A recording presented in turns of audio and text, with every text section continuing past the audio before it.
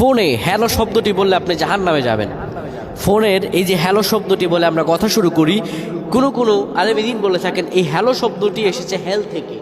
হেল মানে হচ্ছে জাহান্নাম, হেল মানে জাহান্নাম। আর হ্যালো হ্যালো এই হেল থেকে আসার কারণে অনেকে বলে থাকেন যে হ্যালো শব্দটি দিয়ে কেউ কথা বললে এটা শিরকিয়াত পর্যায়ে পড়ে যেতে পারে এবং এটি তার জাহান্নামে যাওয়ার কারণ হয়ে যেতে পারে। নাউজুবিল্লাহ। আমরা কিন্তু সবাই হ্যালো শব্দটি ব্যবহার করি, এমন কোনো মানুষ পাওয়া যাবে না যে হ্যালো শব্দ ব্যবহার করে না।